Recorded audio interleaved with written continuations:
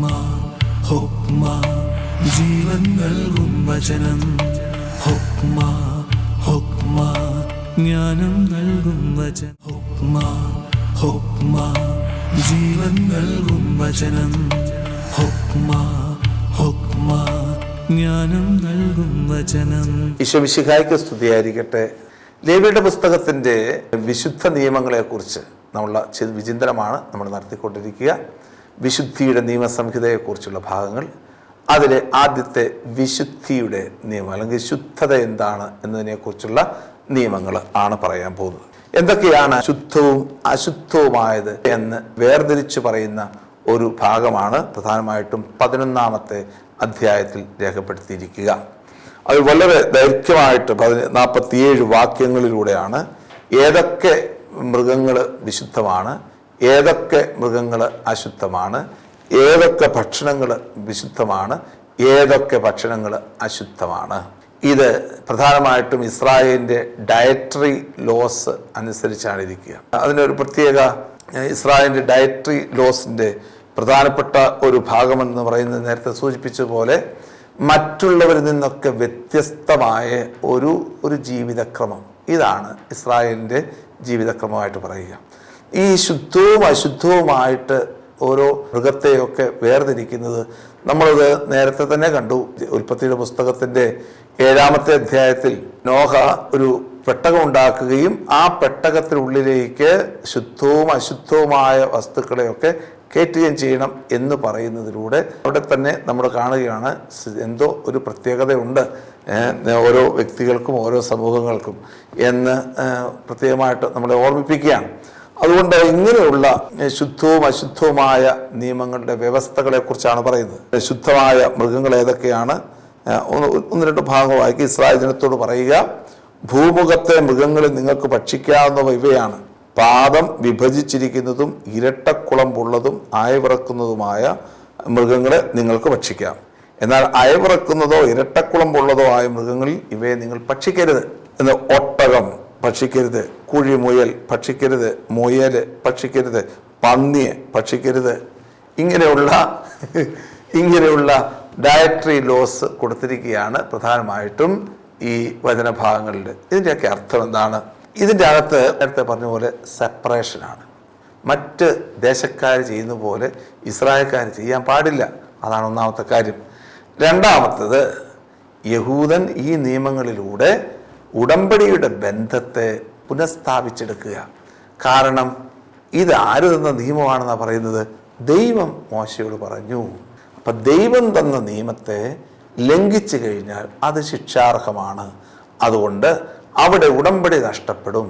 അതുകൊണ്ട് ഉടമ്പടിയുടെ ബന്ധത്തെ നവീകരിക്കുന്നു. അതുപോലെ തന്നെ ഞാൻ പരിശുദ്ധനാകയാൽ നിങ്ങളും പരിശുദ്ധരാണ് എന്ന വചനത്തെ അതിശക്തമായ രീതിയിൽ ഇത് അവതരിപ്പിക്കുന്നു. കാരണം ദൈവം അശുദ്ധമാണെന്ന് പറഞ്ഞ ഈ സാധനത്തെ നമുക്കൊരിക്കലും വിശുദ്ധമാണെന്ന് പറയാൻ പറ്റില്ല എന്ന് പഴയ നിയമ ചരിത്രം വിശ്വസിച്ചിരുന്നു. ഈ 3 പ്രധാനപ്പെട്ട കാര്യങ്ങളാണ് നമുക്കുള്ളത്. പിന്നെ ഉള്ളത് ചില ജീവിതക്രമത്തിൻ്റെ പ്രശ്നങ്ങളാണ്. ചില അവസരങ്ങളിലൊക്കെ ഇത് രണ്ടും ഒന്നിച്ചു പോകുന്നില്ല, ശാരീരികമായിട്ടുള്ള ബുദ്ധിമുട്ടുകൾ വരുന്നു. അങ്ങനെ ചില വസ്തുക്കളൊക്കെ സമൂഹത്തിൽ ടാബുവായിട്ട് മാറുന്നു, അത് ഒരിക്കലും ഉപയോഗിക്കാൻ സാധിക്കാത്തതായിട്ട് മാറുന്നു. അങ്ങനെയുള്ള കാര്യങ്ങളും അന്നത്തെ ആ സാമൂഹ്യ നിയമങ്ങളും ഒക്കെ തന്നെ ഈ ശുദ്ധവും അശുദ്ധവുമായിട്ടുള്ള മൃഗങ്ങളിൽ നിന്നും ഒക്കെ നമുക്ക് നമ്മൾ അതിനെ വേർതിരിക്കുന്നുണ്ട്. എന്നാൽ പുതിയ നിയമത്തിലേക്ക് വരുമ്പോൾ, നടപടിയുടെ പുസ്തകത്തിലേക്ക് വരുമ്പോൾ, 10-ാമത്തെ അധ്യായത്തിലേക്ക് വരുമ്പോൾ ഒരു ദർശനം നമ്മൾ കാണുന്നുണ്ട്. പത്രോസിന് കിട്ടുന്ന ദർശനം ജാഫ അല്ലെങ്കിൽ ജോപ്പ പട്ടണത്തിൽ വെച്ച് ഒരു മട്ടുപ്പാവിലിരിക്കുമ്പോൾ, ഒരു തുകൽപ്പണിക്കാരൻ്റെ വീടിൻ്റെ മട്ടുപ്പാവിലിരിക്കുമ്പോൾ ഇദ്ദേഹത്തിനൊരു ദർശനം ലഭിക്കുന്നുണ്ട്.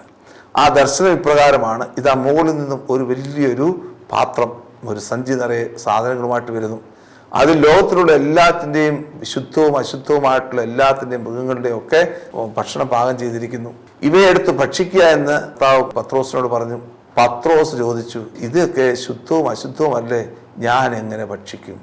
ഉടനെ കർത്താവ് ഉത്തരം പറയുകയാണ്, ദൈവം വിശുദ്ധീകരിച്ചതിനെ നീ അശുദ്ധമെന്ന് കരുതുന്നുവോ? അതിൻ്റെ അർത്ഥം വേറെയാണ്. ഉടനെ നമ്മൾ ചോദിക്കുന്ന ചോദ്യമാണെങ്കിലും ഇതിൻ്റെ അർത്ഥം വേറെയാണ്. കാരണം ഇവിടെ പ്രധാനമായിട്ടും അതൊരു വിഷൻ അവതരിപ്പിച്ചിരിക്കുന്ന ഒരു ദർശനമാണ്. ആ ദർശനം അവതരിപ്പിച്ചിരിക്കുന്നത് ദർശനത്തിലൂടെ വിജാതീയരെയും സ്വജാതീയരെയും സഭയിലേക്ക് കൊണ്ടുവരുന്നു എന്നുള്ള ഒരു ദൈവശാസ്ത്രമാണ് ഇവിടെ കൊണ്ടുവന്നിരിക്കുന്നത്.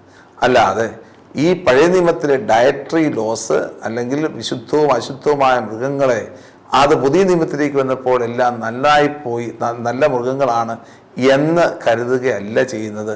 മറിച്ച് ആ പുതിയ നിയമത്തിൻ്റെ പാരമ്പര്യം എന്ന് പറയുന്നത് അതിൻ്റെ ദൈവശാസ്ത്രവുമായിട്ട് ബന്ധപ്പെട്ട വിജാതിരെയും സ്വജാതിരെയും തമ്മിൽ ബന്ധിപ്പിക്കുന്ന ഒരു ഭാഗമാണ് എന്നതിനെക്കുറിച്ചാണ് പ്രധാനമായിട്ടും പറയുന്നത്. അപ്പം അതുകൊണ്ട് 11-ാമത്തെ അധ്യായത്തിൻ്റെ ഭാഗം എന്ന് പറയുന്നത് ഏതൊക്കെയാണ് ശുദ്ധം, ഏതൊക്കെയാണ് അശുദ്ധം, ഏതൊക്കെ ഭക്ഷിക്കാം, ഏതൊക്കെ ഭക്ഷിക്കാതിരിക്കാം. ഇനി 2ാമത്തെ ഭാഗമാണ് 12-ാമത്തെ അധ്യായത്തിൽ കാണുന്നത്. അവിടെയും ആരംഭിക്കുന്നത് കർത്താവ് മോശയോട് അരുളി ചെയ്തു. അതിനാൽ തന്നെ ഇത് ഒരു ദൈവിക നിയമമായിട്ടാണ് കരുതപ്പെടുന്നത്. വിവാഹിതയായ ഒരു സ്ത്രീയുടെ ശുദ്ധതയും അശുദ്ധതയും കുറിച്ചുള്ള പ്രമാണങ്ങളാണ് 12-ാം അധ്യായം. ഇതിന്റെ വിപുലീകരിച്ച നിയമങ്ങളാണ് 15-ാം അധ്യായത്തിന്റെ പ്രധാനപ്പെട്ട പ്രതിപാദ്യ വിഷയമായിട്ട് നിൽക്കുക. 15-ാമത്തെ അധ്യായം പുരുഷന്റെയും സ്ത്രീയുടെയും ശുദ്ധതയെക്കുറിച്ച് വിവരിക്കുന്നു. ഈ 12-ാമത്തെ അധ്യായത്തിലെ അനുസരിച്ച് എന്തൊക്കെയാണ് ഒരു കുഞ്ഞിൻ്റെ, ഒരു മാതാവിൻ്റെ ശുദ്ധത, മാതാവിൻ്റെ അശുദ്ധത. ഒരു സ്ത്രീക്ക് ആൺകുഞ്ഞ് പിറന്നാൽ, പ്രസവിക്കുന്ന ആൺകുഞ്ഞ് 7 ദിവസത്തേക്ക് അശുദ്ധയായിരിക്കും. 8-ാം ദിവസം കുട്ടിയെ പരിച്ഛേദനം ചെയ്യണം. 33 ദിവസം അവള് ശുദ്ധീകരണ കർമ്മത്തിനായി കാത്തിരിക്കണം. ഇതാണ് ആൺകുട്ടിയെ പ്രസവിച്ചു കഴിഞ്ഞാലുള്ള പ്രത്യേകത. ഒന്നാമത് 7 ദിവസം അവള് അശുദ്ധയായിരിക്കും. 8-ാം ദിവസം കൊച്ചിനെ പരിച്ഛേദനം ചെയ്യണം. 33 ദിവസം ശുദ്ധതയ്ക്ക് വേണ്ടി കാത്തിരിക്കണം. ഒരു പെൺകുഞ്ഞിനെ പ്രസവിച്ചു കഴിഞ്ഞാൽ അവൾ 14 ദിവസത്തേക്ക് അവൾ അശുദ്ധയായിരിക്കും. 66 ദിവസം കഴിഞ്ഞിട്ട് ശുദ്ധീകരണ കർമ്മം നടത്താൻ പറ്റുകയുള്ളൂ. അതുപോലെ തന്നെ കുഞ്ഞിന് വേണ്ടി ദഹനബലി അർപ്പിക്കുകയോ ചെങ്ങാലിയൊക്കെ അർപ്പിക്കണം. ഇങ്ങനെ ഇതിനെക്കുറിച്ചുള്ള അർപ്പണത്തെക്കുറിച്ചാണ് 12-ാം അധ്യായം പറയുന്നത്. എന്തുകൊണ്ടാണ് ഇങ്ങനെ ഒരു ചിത്രം യഹൂദ പാരമ്പര്യത്തിൽ കടന്നു വന്നിരിക്കുന്നത്? ഏൻഷ്യന്റ് നിയർ ഈസ്റ്റേൺ ടെക്സ്റ്റുകളിലൊക്കെ എടുത്ത് നോക്കിക്കഴിഞ്ഞാൽ ഇത് ഒരു പ്രധാനമായിട്ട് ഒരു ഡെമോണിക് പവർ, അതല്ലെങ്കിൽ ഒരു പിശാച് ബാധ ഉള്ള ഒരു സാഹചര്യത്തിലാണ്, അവരുടെ കാഴ്ചപ്പാട് പിശാച് ബാധയുള്ള ഒരു സാഹചര്യത്തിലാണ് ഈ ശുദ്ധതയും അശുദ്ധതയും ഒക്കെ കടന്നു വരിക. അങ്ങനെയുള്ള അവസരത്തിൽ 15-ാമത്തെ അധ്യായം ഇങ്ങനെയുള്ള ഈ അശുദ്ധമായിട്ട് നിൽക്കുന്ന സാഹചര്യത്തിൽ ഒരുവനും ദേവാലയത്തിലേക്ക് പ്രവേശിക്കാൻ പാടില്ല, ദൈവത്തിൻ്റെ മധുബഹായെ സമീപിക്കാൻ പാടില്ല. കാരണം അശുദ്ധമായിട്ടുള്ള ഒരു സാഹചര്യത്തിൽ എന്ന് പറഞ്ഞാൽ ഇത് പ്രസവിക്കുക എന്നോട് പറയുന്നത് അശുദ്ധമല്ല, മറിച്ച് അക്കാലഘട്ടത്തിൽ നിലനിന്നിരുന്ന ഒരു സമ്പ്രദായമായിരുന്നു. ഏൻഷ്യൻ നിയർ ഈസ്റ്റേൺ കൾച്ചറിലും സൊസൈറ്റിയിലും ഉണ്ടായിരുന്ന ഒരു സംവിധാനമായിരുന്നു ഈ ഡെമോണിക് പവർ കൂടുന്ന സമയം എന്ന് പറയുന്നത്. ഈ ഡെമോണിക് പവറുമായിട്ട് അല്ലെങ്കിൽ പിശാച് ബാധയുമായിട്ട് ഒരു വ്യക്തി ദേവാലയത്തിനകത്തേക്ക് പ്രവേശിച്ചു കഴിഞ്ഞാൽ അതിനകത്ത് തന്നെ അശുദ്ധമായിട്ട് മാറും, ദേവാലയവും അശുദ്ധമായിട്ട് മാറും. ഇങ്ങനെ ഒരു സങ്കല്പം ആദ്യകാലത്ത് നിലനിന്നിരുന്നു. ആ സങ്കല്പത്തിന്റെ പശ്ചാത്തലത്തിൽ ആയിരിക്കാം ഇങ്ങനെയൊരു നിയമം ഇസ്രായേൽ സമൂഹത്തിലേക്ക് കടന്നു വന്നിരിക്കുന്നത്. ഇത് JPS തോറ കമൻട്രിയിൽ പ്രധാനമായിട്ടും ഇതിനെക്കുറിച്ച് പറയുന്നുണ്ട്. അതുകൊണ്ടാണ് ഞാനിത് എടുത്തു പറയാൻ ഇടയായത്. JPS തോറ കമൻട്രിക്കകത്ത് ലേവ്യരുടെ പുസ്തകവുമായിട്ട് ബന്ധപ്പെട്ട എസ്കൂർസുസിലെ 2-ാമത്തെ ഭാഗത്താണ് ഇത് പ്രധാനമായിട്ടും പറയുന്നത്. അതുകൊണ്ടാണ് ഇതിനെക്കുറിച്ച് ഞാൻ പറഞ്ഞത്. അപ്പോൾ അതുകൊണ്ട് ഇങ്ങനെ ഒരു വിശുദ്ധീകരണ കർമ്മം ഉണ്ടായിരിക്കണം. അപ്പോൾ അതെപ്പോഴും അന്നത്തെ നിയമസംഹിതകളനുസരിച്ച് ഏതൊക്കെയാണ് ശുദ്ധം, ഏതൊക്കെയാണ് അശുദ്ധം എന്നതിനെക്കുറിച്ചാണ് പ്രതിപാദിച്ചിരിക്കുന്നത്. 8-ാം ദിവസത്തിൻ്റെ പ്രാധാന്യത്തെക്കുറിച്ച് കൂടുതലായിട്ട് ഇവിടെ പ്രസക്തിയുണ്ട്. കാരണം 8-ാം ദിവസത്തിൻ്റെ പ്രാധാന്യം ഈ നിയമസംഹിതകളിലൊക്കെ പ്രകടമാണ്. 8-ാം ദിവസം എന്താ ചെയ്യുന്നത്? 8-ാം ദിവസത്തിൽ പ്രധാനമായിട്ടും അതൊരു പുതിയ സൃഷ്ടിയായിട്ട് മാറുക. അതുകൊണ്ടാണ് ഈ കുഞ്ഞിനെ പരിച്ഛേദനം ചെയ്യേണ്ടത് 8-ാം ദിവസമാണെന്ന് പറയുന്നത്. ആ പരിച്ഛേദനത്തിന് വേണ്ടിയിട്ടുള്ള സമയമാണ്. പുതിയ സൃഷ്ടിയുടെ അനുഭവത്തെക്കുറിച്ചാണ് പ്രധാനമായിട്ടും പ്രതിപാദിക്കുക. ത്വക്ക് രോഗങ്ങളെക്കുറിച്ചാണ് 13-ാമത്തെ അധ്യായത്തിൽ പറയുന്നത്. ഡെർമറ്റോളജിസ്റ്റിൻ്റെ ജോലിയാണ് പ്രധാനമായിട്ടും 13-ാമത്തെ അധ്യായത്തിൽ പറയുന്നത്.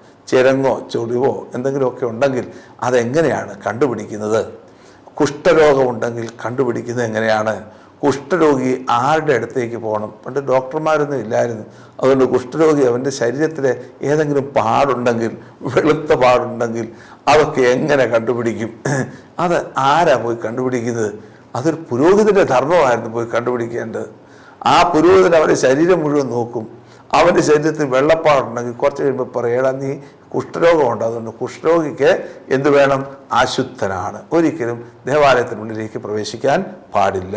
അങ്ങനെ 7 ദിവസത്തേക്ക് പരീക്ഷണാർത്ഥം മാറ്റിപ്പാർപ്പിക്കണം. കൊറോണ കാലത്തുണ്ടായിരുന്ന ഐസൊലേഷൻ നടത്തുന്നത് പോലെ കുഷ്ഠരോഗമുള്ളവർക്ക് 7 ദിവസം വരെ മാറ്റിപ്പാർപ്പിക്കണം. 7-ാം ദിവസം പുരോഹിതൻ അവനെ വീണ്ടും പരിശോധിക്കണം. പുരോഹിതൻ സാക്ഷ്യപ്പെടുത്തിയതിന് ശേഷം മാത്രമേ അവൻ കുഷ്ഠരോഗത്തിന് വിമുക്തി പ്രാപിക്കുകയുള്ളൂ. നമുക്കറിയാം, പുതിയ നിയമത്തിൽ ഈശോയുടെ അടുത്തേക്ക് 10 കുഷ്ഠരോഗികൾ വന്നില്ലേ? കർത്താവിനോട് പറഞ്ഞു, കർത്താവേ, ഞങ്ങൾക്ക് ജീവിക്കാൻ പറ്റത്തില്ല, എല്ലാവരും ഞങ്ങളെ ഓടിക്കുക. കാരണം കുഷ്ഠരോഗിയെ ഒരിക്കലും സമൂഹത്തിൽ ഉണ്ടാകാൻ പാടില്ല. അവനെ ദൂരേക്ക് പോകണം, സമൂഹത്തിൽ നിന്ന് ദൂരേക്ക് പോകണം, ഈ കുഷ്ഠം പടരുന്നതാകയാൽ. അതുകൊണ്ട് കർത്താവ് അവനോട് പറയുന്നത്, നീ പോയി നിന്നെ തന്നെ പുരോഹിതന് കാണിച്ചു കൊടുക്കുക. നീ പോയി നിന്നെ തന്നെ പുരോഹിതന് കാണിച്ചു കൊടുക്കുക. അങ്ങനെ നീ ഒന്ന് ദൈവവുമായിട്ടുള്ള ബന്ധത്തിലേക്ക് ഇടപെടുക. അതാണ് പുരോഹിതന്റെ അടുത്തേക്കാണ് വരുന്നത്. ഇപ്പം ഇവിടെയെല്ലാം ത്വക്ക് രോഗങ്ങളെല്ലാം നിർണ്ണയിക്കുന്നതെല്ലാം തന്നെ പുരോഹിതനാണ് എന്ന കാര്യം പ്രത്യേകമായിട്ട് ശ്രദ്ധിക്കുക. അപ്പൊ പുരോഹിതന്റെ ധർമ്മമാണ് ഒരുവനെ അശുദ്ധിയിൽ നിന്ന് വിശുദ്ധിയിലേക്ക് കൊണ്ടുവരേണ്ടത്. അത് പുരോഹിതന്റെ കടമയപ്പെട്ടതാണ്. അശുദ്ധനായിരിക്കുന്നത് ചിലപ്പോൾ ഇവന്റെ പാപം മൂലമായിരിക്കാം. അതുകൊണ്ട് ദഹനബലി അർപ്പിച്ച്, പാപപരിഹാര ബലി അർപ്പിച്ച് ഇവനെ അകത്തേക്ക് പ്രവേശിപ്പിക്കണം. അങ്ങനെ ദേവാലയത്തിലേക്ക്, സെക്കൻഡ് ടെമ്പിളിലൊക്കെ ദേവാലയത്തിലേക്ക് കുഷ്ഠരോഗികൾക്ക് പ്രവേശിക്കാനും, അതുപോലെ തന്നെ ഒരു കുഞ്ഞ് ഉണ്ടായിക്കഴിഞ്ഞാൽ ശുദ്ധീകരണ കർമ്മത്തിന് വേണ്ടിയിട്ട് പ്രവേശിക്കാനുമുള്ള പ്രത്യേക വാതിലുകൾ ഉണ്ടായിരുന്നു എന്നാണ് പറയപ്പെടുന്നത്.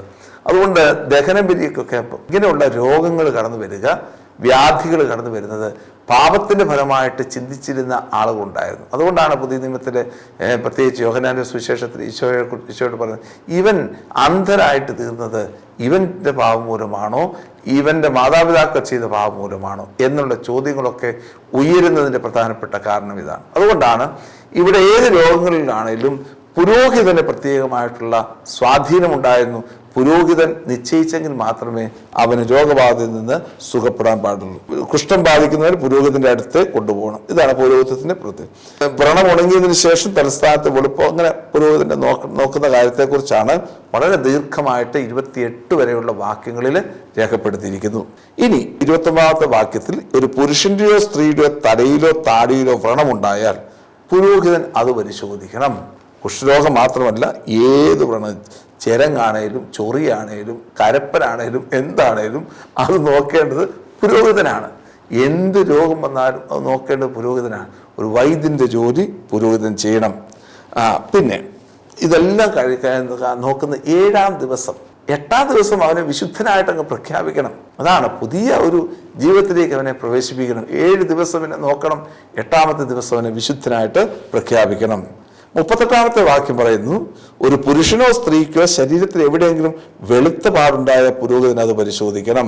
ഇനി കുഷ്ഠരോഗമുള്ളവനോ, കുഷ്ഠരോഗമുള്ള കീറിയ വസ്ത്രം ധരിക്കണം, മുടി ചീകാതിരിക്കണം, മേൽചുണ്ട് തുണി കൊണ്ട് മറയ്ക്കണം, അശുദ്ധൻ അശുദ്ധൻ എന്ന് വിളിച്ചു പറയണം.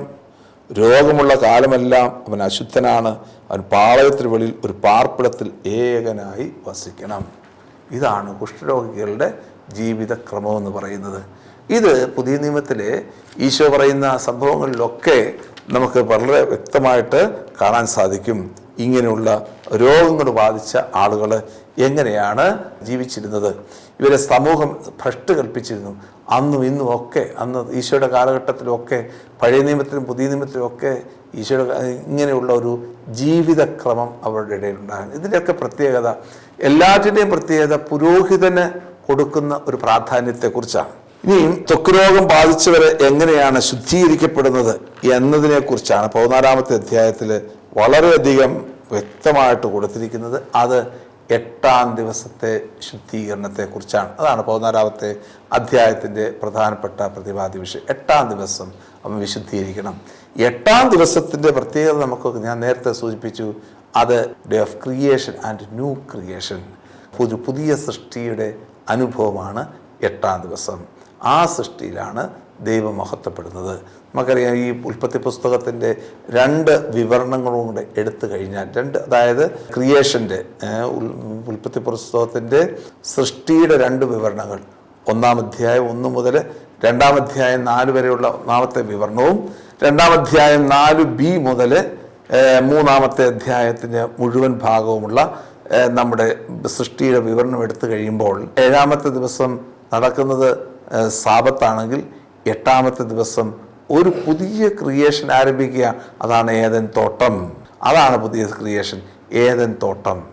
ആ ഏദൻ തോട്ടത്തിൻ്റെ പുതിയ ക്രിയേഷനിലേക്കാണ്, പുതിയ ഒരു ഉറവിടത്തിലേക്കാണ് യഥാർത്ഥത്തിൽ ഓരോ രോഗബാധയും കഴിഞ്ഞ് പുരോഹിതൻ്റെ സാക്ഷ്യപത്രത്തോടു കൂടി ഓരോരുത്തരും പ്രവേശിക്കേണ്ടത് എന്ന് 14-ാമത്തെ അധ്യായം ഓർമ്മിപ്പിക്കുകയാണ്. ഇനി അടുത്തത് നമ്മൾ കാണുന്നത് അശുദ്ധിയുടെ പല ലക്ഷണങ്ങളെക്കുറിച്ചാണ്. 15-ാമത്തെ അധ്യായത്തിൽ കൊടുത്തിരിക്കുന്ന ലക്ഷണങ്ങളെക്കുറിച്ചാണ് പറയുന്നത്. അശുദ്ധി ഉള്ളവരെ, മനുഷ്യ ശരീരത്തിലെ അശുദ്ധി, പ്രത്യേകിച്ച് ഒരു അമ്മ കുഞ്ഞിനെ പ്രസവിച്ചു കഴിഞ്ഞാൽ ഉണ്ടാകുന്ന അശുദ്ധി, അതുപോലെ തന്നെ രക്തസ്രാവം മൂലമുണ്ടാകുന്ന മെൻസ്ട്രൽ പീരീഡിലുണ്ടാകുന്ന അശുദ്ധി, അതുപോലെ തന്നെ ലൈംഗികതയിൽ കടന്നു വരുന്ന അശുദ്ധി, ഇങ്ങനെ അശുദ്ധരായി നിൽക്കുന്ന സാഹചര്യത്തിൽ ഒരുവൻ ദേവാലയത്തിനുള്ളിലേക്ക് പ്രവേശിക്കരുത്, ദൈവാരാധന നടത്താൻ വേണ്ടി വരരുത് എന്നതിൻ്റെ ഒരു ചിത്രമാണ് 15-ാം അധ്യായത്തിൽ കൊടുത്തിരിക്കുന്നത്. ഇസ്രായേൽ ജനത്തോട് പറയുക, 2-ാമത്തെ വാക്യം, ആർക്കെങ്കിലും ശുക്ലസ്രാവം ഉണ്ടായാൽ അവൻ അതിനാൽ അശുദ്ധനായിരിക്കും. ശുക്ലസ്രാവത്താലുള്ള അശുദ്ധിയെ സംബന്ധിക്കുന്ന നിയമം ഇതാണ്: അവൻ്റെ ശരീരത്തിൽ നിന്ന് ശുക്ലം ഒഴുക്ക് നിലച്ചു പോകുക ചെയ്താലും അവനിൽ അശുദ്ധിയാണ്. ഇങ്ങനെയുള്ള അശുദ്ധമായിട്ടുള്ള ജീവിത സാഹചര്യങ്ങളെ, ശരീരത്തിൽ നിന്ന് പുറപ്പെടുന്ന അശുദ്ധമായ സാഹചര്യങ്ങൾ, അതുപോലെ തന്നെ പ്രസവാനന്തരമുള്ള അശുദ്ധി, ഇതെല്ലാം വിശുദ്ധീകരിക്കപ്പെടുന്നതും 8-ാം ദിവസമാണ്. 14-ാമത്തെ വാക്യം 15-ാം അധ്യായം 14-ാമത്തെ വാക്യം, 8-ാം ദിവസം അവൻ 2 ചെങ്ങാലികളെയോ 2 പ്രാവൻ കുഞ്ഞുങ്ങളെയോ കർത്താവിൻ്റെ സന്നിധിയിൽ സമാഗമ കൂടാരത്തിൻ്റെ വാതിൽക്കൽ കൊണ്ടുവന്ന് പുരോഹിതനെ ഏൽപ്പിക്കണം. പുരോഹിതൻ അവയിലൊന്നിനെ പാപപരിഹാര ബലിയായി സമർപ്പിച്ചതിന് ശേഷം അവൻ ദൈവമഹത്വത്തിലേക്ക് പ്രവേശിക്കാം.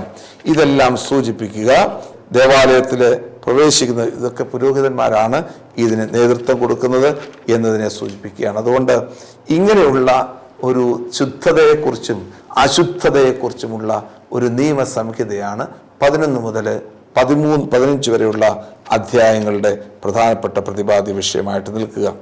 മനുഷ്യ ശരീരത്തിലെ പ്രകൃത്യാഭാവങ്ങളിൽ വരുന്ന വ്യതിയാനങ്ങളെ ശുദ്ധവും അശുദ്ധവുമായി വേർതിരിച്ച് കാണിക്കുന്നത് ഈ 15-ാമത്തെ അധ്യായത്തിലുണ്ട്. അവിടെ എല്ലാം 8-ാം ദിവസം ഇപ്രകാരമുള്ള വ്യക്തികൾ ശുദ്ധി പ്രാപിക്കുന്നു. ശരീരത്തിൽ പ്രത്യക്ഷപ്പെടുന്ന രോഗങ്ങളാണ് ഒരു വ്യക്തി അശുദ്ധമാക്കപ്പെടുകയും പിന്നീട് അതിൽ നിന്ന് മുക്തി പ്രാപിക്കുന്നതിലൂടെ ശുദ്ധമാക്കപ്പെടുകയും ചെയ്യുന്നത് 13-14 അധ്യായങ്ങൾ സൂചിപ്പിക്കും. ഇവിടെ പുരോഹിതൻ്റെ റോൾ എന്താണ്? പുരോഹിതൻ്റെ റോള് വിശുദ്ധീകരണമാണ്. ആ റോളാണ് ഇന്നും സഭയിൽ തുടരുന്നത് എന്ന കാര്യം പ്രത്യേകം അനുസ്മരിക്കുക. പിന്നീട് തിരികെ ദേവാലയത്തിലേക്ക് പ്രവേശിപ്പിക്കേണ്ടത്. അങ്ങനെയാണ് ഇസ്രായേൽ, നമുക്ക് പഴയ നിയമത്തിലെ ഏലിയ രാജാക്കന്മാരുടെ 2-ാം പുസ്തകത്തിൻ്റെ 3-ാമത്തെ അധ്യായത്തിലും 5-ാമത്തെ അധ്യായത്തിലുമൊക്കെ കാണുന്ന ഒരു സംഭവമുണ്ട്. ഏലീശ പ്രവാചകൻ്റെ അടുത്ത് സിറിയക്കാരനായ നാമാൻ എന്ന് പറയുന്ന കുഷ്ഠരോഗം ബാധിച്ചു വരുന്നു. അന്ന് ഏലീശ എന്ന് പറയുന്നത് പ്രവാചകനാണ്, പുരോഹിതനായിരുന്നു. അദ്ദേഹം പ്രാർത്ഥിച്ചു. അദ്ദേഹം പറഞ്ഞു, നീ പോയി ജോർദാൻ നദിയിൽ 7 പ്രാവശ്യം മുങ്ങുക എന്ന് പറഞ്ഞു. അങ്ങനെ 7 പ്രാവശ്യം അവൻ മുങ്ങി. അങ്ങനെ അവൻ ശുദ്ധിയുള്ളവനായിട്ട് പോയി. അതുപോലെ തന്നെ പുതിയ നിയമത്തിൽ ഈശോ ചെയ്യുന്ന വിശുദ്ധീകരണം നോക്കിക്കേ. ഒരുവൻ അന്ധനായിട്ട് വന്നു. ആ അന്ധൻ്റെ കണ്ണിൽ മണ്ണ് പുരട്ടിയിട്ട് പറഞ്ഞു, നീ പോയി ശീലോഹാക്കുളത്തിൽ കഴുകുക. അങ്ങനെ ശുദ്ധിയുള്ളവനായിട്ട് കടന്നു വന്നു. എന്താണ് മണ്ണ് പുരട്ടുന്നത്? മണ്ണ് പുരട്ടുന്നത് ഒരു പുതിയ ജന്മം, പുതിയ ഒരു ക്രിയേഷൻ കൊടുക്കുന്നതിൻ്റെ രീതിയാണ്. നീ പോയി ശീലോഹാക്കുളത്തിൽ കഴുകുക. വേറെ കുളമൊന്നും ഇല്ലാഞ്ഞിട്ടാണോ ശീലോഹാക്കുളത്തിൽ പോകുന്നത്? ശീലോഹ എന്ന വാക്കിൻ്റെ അർത്ഥം അയക്കപ്പെട്ടവനാണ്.